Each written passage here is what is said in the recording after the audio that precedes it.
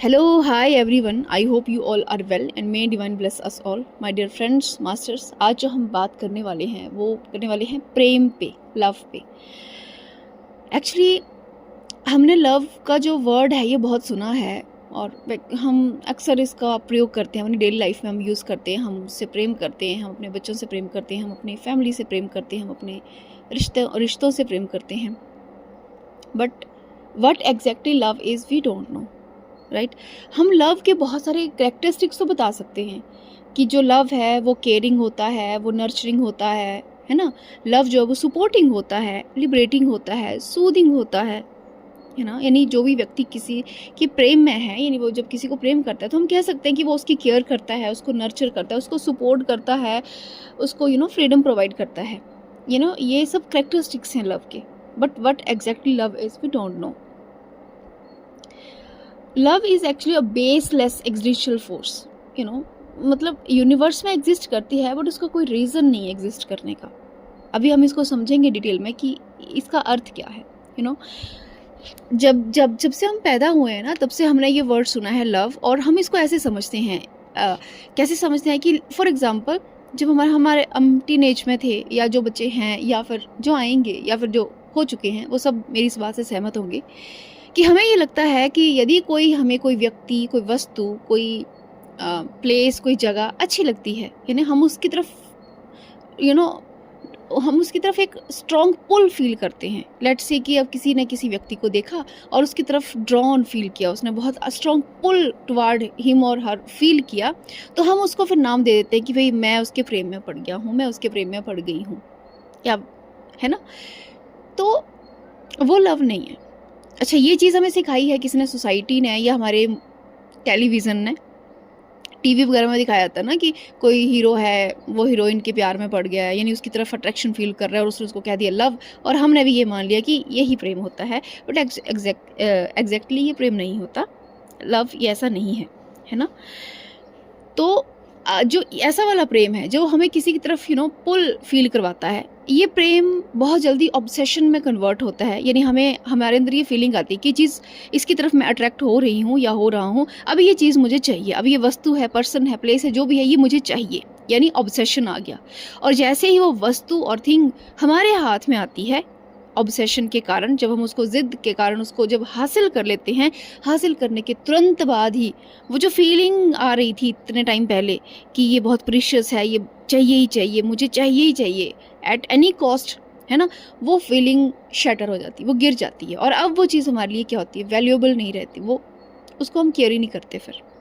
तो क्या ये लव है? नहीं ना, ये तो लव नहीं हुआ. लव तो वो फोर्स है जो फॉर एवर एग्जिस्ट करती है. अच्छा, फिर अब हम बात करते हैं कि जो कंसेप्चुअल लव क्या है, जो हम बार बार कह रहे हैं कि what is conceptual love. Concept पे बेस्ड जो लव है, ट्रू लव क्या है? बेसलेस है, उसके पीछे कोई रीज़न, कोई कॉज नहीं है. जबकि जो कंसेप्चुअल लव है उसके पीछे एक रीज़न और एक कॉज है. फॉर एग्जाम्पल देखो, मैं बहुत स्ट्रीक उस पर बात करूँ. फॉर पेरेंट्स अपने बच्चों से प्यार करते हैं, बहुत हाई लेवल का ना. कई लोग इस चीज़ से एग्री करेंगे, कई लोग नहीं करेंगे. एक मैं एग्जांपल ले रही हूँ पेरेंट्स और चाइल्ड का. पेरेंट्स अपने बच्चों को बहुत प्रेम करते हैं, वो कहते हैं कि हम अपने बच्चों को बहुत प्रेम करते हैं, बट एक्चुअली उनका लव भी कंसेप्ट पे बेस्ड है. क्यों बेस्ड है कंसेप्ट पे? कि वो अपने बच्चे को सिर्फ इसलिए प्यार कर रहे हैं क्योंकि वो उनका है, वो उनका बच्चा है या उनका बेटा है, और साथ ही उस बच्चे से उनकी कुछ एक्सपेक्टेशन है कि हमारा बेटा या बेटी ऐसे ऐसे ऐसे होने चाहिए. अगर बेटा और बेटी ऐसे ऐसे नहीं होते हैं तो वो क्या करते हैं? पेरेंट्स अपने आप में हर्ट फील करते हैं, दुखी फील करते हैं. क्यों? क्योंकि पेरेंटल ईगो हर्ट हो जाती है. ईगोज आइडेंटिटीज़ हैं जो हम बना के रखते हैं अपने चारों तरफ. तो पेरेंट की भी हमने एक आइडेंटिटी बना के रखी, वो हर्ट हो जाती है कि मेरा बच्चा ऐसा कैसे कर सकता है. वो क्या है? वो पेरेंटल ईगो है ना, जो हमने डेवलप कर ली है. अब फॉर एग्जाम्पल आपके पेरेंट्स आपसे बहुत प्यार करते हैं, या मेरे पेरेंट्स मेरे से बहुत प्यार करते हैं, तो उनके रीज़न, प्यार करने के पीछे कारण क्या है? कि मैं उनकी बेटी हूँ. ये एक कंसेप्ट है कि मैं उनकी बेटी हूँ. फॉर एग्जाम्पल कि मेरा बर्थ कहीं और होता या आपका बर्थ कहीं और होता, तो क्या आपके सेम पेरेंट्स आपको उतना ही प्यार करते? नहीं करते. कंसेप्ट है ना कि वो आपको सिर्फ इसलिए प्यार करते क्योंकि आप उनके बेटे, उसमें मेरा होने का भाव है, माइनेस. तो कंसेप्चुअल लव वो लव है जिसमें आई की या माई की फीलिंग है कि मैं इससे प्यार इसलिए करता क्योंकि ये मेरा है। अब सपोज करो आप एक घर देखने गए, आप एक घर की खोज में हो। अभी आप समझेंगे कंसेप्चुअल लव को डिटेल से कि आप घर चाहते हो। अब जा रहे हो, बहुत से घर आपने देख लिए, कोई फ्लैट आपने देख लिए, आपको कोई फर्क नहीं पड़ रहा, अभी आप सबको देख रहे हो, है ना, सारे फ्लैट्स देख रहे हो, जगह जगह जाके देख रहे हो। सडनली आपने एक फ्लैट को परचेज कर लिया। फ्लैट को जब आपने परचेज कर लिया, अब आपके अंदर क्या फीलिंग आ गई कि ये मेरा फ्लैट है या ये मेरा घर है। अब उसके साथ आपके इमोशन सब कुछ जुड़ गया, मेरा की फीलिंग आ गई ना, है ना। अब अगर उस फ्लैट में कुछ भी ऊंच नीच कुछ भी होगा या टूटेगा फूटेगा कुछ भी होगा तो आपको बहुत बुरा लगेगा, क्योंकि आपने बहुत सारी इन्वेस्टमेंट की है उसमें, है ना। जब तक देखो, जब तक आपकी वो चीज़ नहीं थी, जब तक आपकी नहीं थी तब तक ठीक है। किसी के घर में आग लगी है, आपको कोई दिक्कत नहीं है।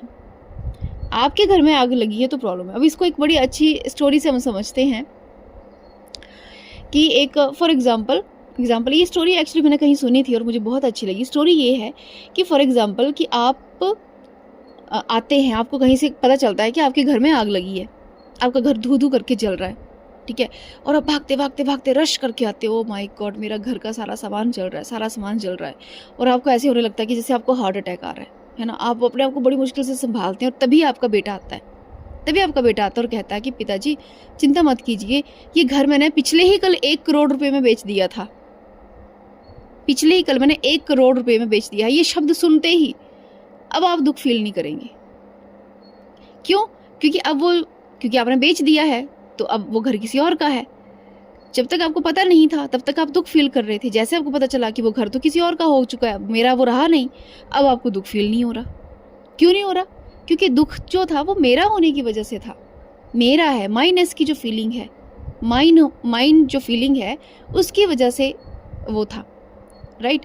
तो आप कह सकते हैं कि घर के लिए जो आपका प्रेम था, यानी उस फ्लैट के लिए, घर के लिए जो आपका प्रेम था वो कंसेप्चुअल था। कंसेप्चुअल मतलब उसमें मेरा होने की फीलिंग थी, वो ट्रूली में नहीं था, ठीक है। अब सपोज करो एक पीस ऑफ लैंड है, कोई ज़मीन का टुकड़ा है, आपके सामने है, आपको कोई फर्क नहीं पड़ रहा है कि वो उस पर सॉइल इरोजन हो रहा है, कुछ भी हो रहा है। लेकिन जैसे ही आपने सपोज करो उसको परचेज कर लिया, जैसे आपने परचेज किया, अब आपको बहुत फ़र्क पड़ रहा है कि वो खेत कहीं कोई और उस पर कब्जा ना कर जाए, कोई और का अधिकार ना हो जाए, तो उसको चारों तरफ से बाउंड्री कर रहे हो, ये कर रहे हो, वो कर रहे हो। तो वो क्या कंसेप्ट बेस्ड लव है। एक और एग्जांपल देती हूँ कंसेप्ट बेस्ड लव की। For example we love Krishna, हम भगवान को प्रेम करते हैं। God itself is a concept. हमने भगवान होने का कंसेप्ट बना दिया, भाई वो तो एग्जिस्ट करता है चारों तरफ। हम कृष्णा से प्रेम कर रहे हैं, क्यों? क्योंकि हम ये मानते हैं कि कृष्णा भगवान है। अब मान लो कि गॉड नाम का, यानी कि गॉड वर्ड एग्जिस्ट ही नहीं करता यूनिवर्स में। लेट्स से कि डिवाइन या गॉड, मतलब हम ऐसे होते, लेकिन हमें भगवान ईश्वर कुछ है या कोई सुपर पावर है उसका हमें पता ही नहीं होता। फॉर एग्जाम्पल पता ही नहीं होता, ठीक है। तो क्या हम भगवान कृष्ण को उतना प्रेम करते? हम कृष्ण को प्रेम इसलिए कर रहे हैं, हम भगवान जी को प्रेम इसलिए कर रहे हैं क्योंकि हमें पता है कि वो ईश्वर है। कहीं ना कहीं हमारी एक्सपेक्टेशन है कि वो हमें सुख समृद्धि हमारा साथ देंगे, हमारी हेल्प करेंगे, और कुछ नहीं तो हमें मोक्ष देंगे।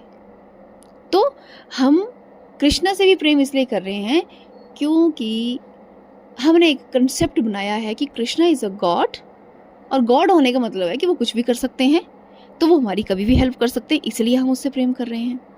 लेकिन आप ये सोचो कि आप कृष्णा से प्रेम कर रहे हो, कृष्णा की क्रिएशन से प्रेम नहीं कर रहे। ये तो बहुत संकीर्ण वाला प्रेम है, बहुत नैरो माइंडेड वाला प्रेम है कि आप कृष्ण के मंदिर में जाके कृष्ण को भोग लगा रहे हो, 56 प्रकार के भोग लगा रहे हो, है ना। यानी आप कह रहे हो आप खुद को कि मैं बहुत बड़ा कृष्ण भक्त हूँ, मंदिर में जा रही हूँ, ये जा रहा हूँ, ये कर रहा हूँ, वो कर रहा हूँ, सोने का मुकुट चढ़ा रहा हूँ, है ना, 56 भोग लगा रहा हूँ।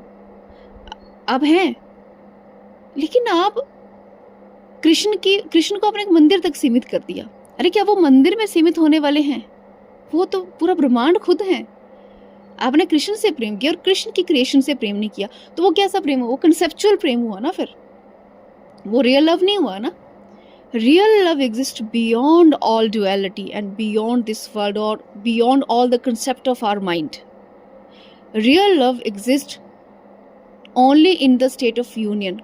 और रियल लव जो है ना, वो इस वर्ल्ड में रहते हम कभी एक्सपीरियंस कर ही नहीं सकते। एक तो हमारे एक्सपीरियंस में नहीं है वो चीज़, और एक्सपीरियंस में इसलिए नहीं है क्योंकि रियल लव को हम एक्सपीरियंस में सिर्फ वही चीज़ आती है जो हमारे माइंड, क्योंकि माइंड ही एक्सपीरियंस करता है, और रियल लव बियॉन्ड माइंड है, उसको एक्सपीरियंस केवल वही कर सकता है, एक्सपीरियंस नहीं कह सकते, यानी उसको महसूस केवल वही कर सकता है जो समाधिस्थ है, जो समाधि की अवस्था में पहुँचे। इसलिए कहते हैं कि सुप्रीम कॉन्शियसनेस को ही प्रेम कहा गया है।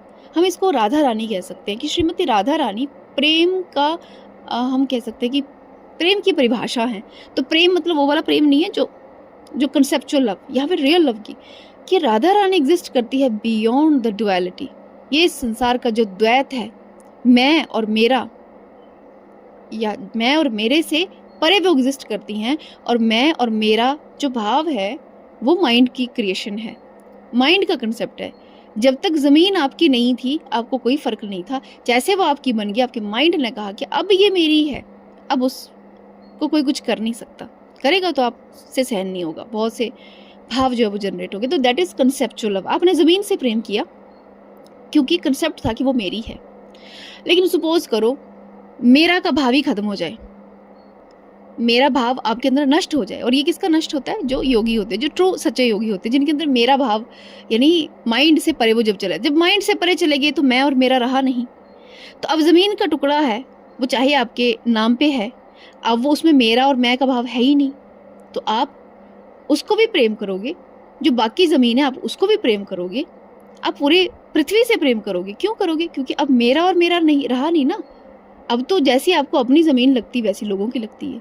इसलिए जो बड़े बड़े पुरुष होते हैं ना, महापुरुष होते हैं, जो योगी होते हैं, आपने देखा होगा कि वो जब भी काम करते हैं, जैसे फॉर एग्जांपल सदगुरु जी हैं, वो कहते हैं सेव द सॉइल। अब कोई पूछे उनको क्या पड़ी है सेव द सॉइल करने की, नदियों को बचाओ या मिट्टी को बचाओ, क्यों? उनका तो अपना ईशा सेंटर चल रहा है। नहीं, क्योंकि जब मैं और मेरा भाव नहीं है तो अब तो वो सब जनों से प्रेम कर रहे हैं, पूरी पृथ्वी से प्रेम कर रहे हैं, पूरी पृथ्वी के हर पेड़ पौधे पक्षी से प्रेम कर रहे हैं। उन्होंने भगवान को मंदिर तक सीमित नहीं किया, ठीक है, मंदिर वो अलग चीज़ है, वो डिवोशन है, जाइए, लेकिन ईश्वर पूरे संसार में एग्जिस्ट करता है, पूरी पृथ्वी में एग्जिस्ट करता है, और इसलिए वो हर जगह के लिए काम वो लोगों के लिए भी कर रहे हैं, साथ में इस पृथ्वी के लिए भी कर रहे हैं। क्योंकि मैं और मेरा भाव से परे जब मनुष्य जाता है तभी वो इस चीज़ को कर पाता है। हम तो अपने आसपास की सफाई भी ना करें, हम तो अपने आसपास के घर के आसपास जो पेड़ पौधे हैं जो हमारे नहीं हैं, हम तो उनकी केयर भी ना करें। क्यों? क्योंकि हम एग्जिस्ट कर रहे हैं माइंड में, कंसेप्चुअल लव में, और जो रियल लव है वो बियॉन्ड द माइंड है, वो लिबरेटिंग फोर्स है, क्योंकि वो हमें बांध के नहीं रखता किसी स्पेसिफिक पर्सन से, किसी ऑब्जेक्ट से, किसी थिंग से। हमें रियल लव बांधता नहीं है कि मैं सिर्फ यहीं पे भला करूँगा या मैं सिर्फ इसी क्षेत्र में विकास करूँगा, बाकी जगह नहीं करूँगा। नहीं, रियल लव लिबरेटिंग फोर्स है। वो अगर आप प्रेम करोगे तो फिर पूरे ब्रह्मांड से करोगे, उसमें स्पेसिफिक नहीं होता कि सिर्फ इसी को करूँगा या इसको नहीं करूँगा, ऐसा नहीं होता। तो हम जो एग्जिस्ट कर रहे हैं, हम जो जीते हैं, हमारे एक्सपीरियंस में जो है वो है कंसेप्चुअल लव, चाहे वो कोई भी है।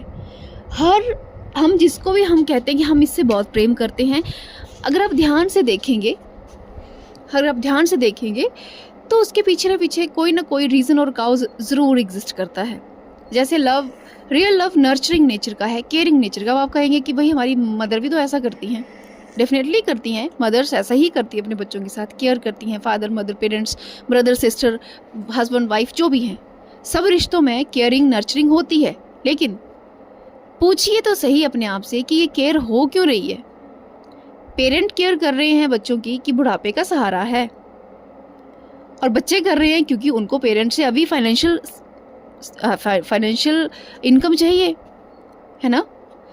ब्रदर मतलब कहीं ना कहीं एग्जिस्ट करते, ब्रदर सिस्टर हो गया, भाई भाई हो गए, बहन भाई हो गए, मतलब एग्जिस्ट करता है, कोई ना कोई रीज़न है उनका लव करने का। ये बिना रीज़न के, बिना कारण के वो प्यार नहीं कर रहे, कोई कारण है, कोई ना कोई एक्सपेक्टेशन है, कोई ना कोई इमोशनल या मेंटल स्टेबिलिटी है, या किसी से बात करके मुझे इमोशनली अच्छा लगता है, लेट्स से, तो वो इमोशनल कॉज हो गया ना।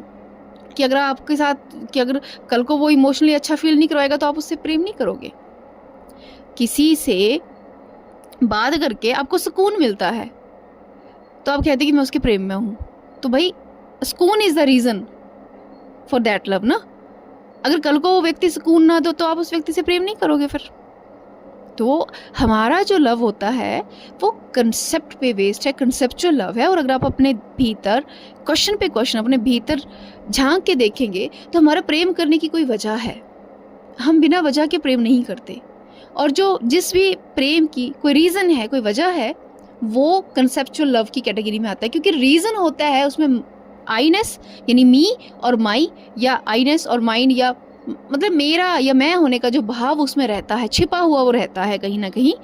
और मैं और मेरा होने के भाव से ये लव फिर लिमिटेड हो जाता है, वो लिबरेटिंग नहीं होता, वो लिमिटेड हो जाता है, हमें बांध देता है उस व्यक्ति के साथ, उस पर्सन के साथ, उस थिंग के साथ, उस वस्तु के साथ बांध के रख देता है। और जो बांध देता है फिर वो कंसेप्चुअल है, वो कंसेप्ट से बना है, वो लिबरेटिंग नहीं है, ट्रू लव नहीं है। तो ट्रू लव या राधा रानी एग्जिस्ट करती हैं beyond our mind and duality, और बियॉन्ड रीजन एंड कॉज। तो हम कहते हैं ना कि राधा रानी प्रेम का एपिटोम है, प्रेम का प्रतीक है वो। तो इसलिए क्योंकि वो लिबरेटिंग है, उनको कोई कारण नहीं चाहिए कृष्णा से प्रेम करने के लिए। कृष्णा क्या है? Krishna means whole universe. वो कृष्णा ऐसा नहीं कि वो एक व्यक्ति विशेष से प्रेम करती हैं, या कृष्ण एक व्यक्ति हैं गोकुल में या वृंदावन में रहते हैं, या जो द्वारिकाधीश है वो उनसे प्रेम करती नहीं। Krishna means supreme consciousness. वो सुप्रीम कॉन्शियसनेस से प्रेम करती हैं, यानी पूरे ब्रह्मांड से प्रेम करती है, और उसका कोई रीज़न नहीं है। इसलिए उनको हम एपिटोम ऑफ लव कहते हैं, प्रेम की वो प्रतीक हैं। और हम ये मान सकते हैं कि अगर आपको राधा रानी का एक्सपीरियंस करना है तो आपको अपने माइंड से परे जाना पड़ेगा, समाधि की अवस्था को छूना पड़ेगा, तभी आप श्री राधा रानी जी का क्या कर सकते हैं, अनुभव कर सकते हैं या उनके दर्शन कर सकते हैं। क्योंकि love is the highest force of highest vibrational force है इस ब्रह्मांड की। इसकी फ्रिक्वेंसी बहुत हाई है, उसको टच करना तो आसान नहीं होगा, एटलीस्ट डुअलिटी में रहते हुए तो ये पॉसिबल नहीं है। तो आई होप आपको ये कंसेप्चुअल लव और रियल लव का समझ आया होगा कि मैं क्या एक्सप्लेन करना चाह रही हूँ। Thank you so much.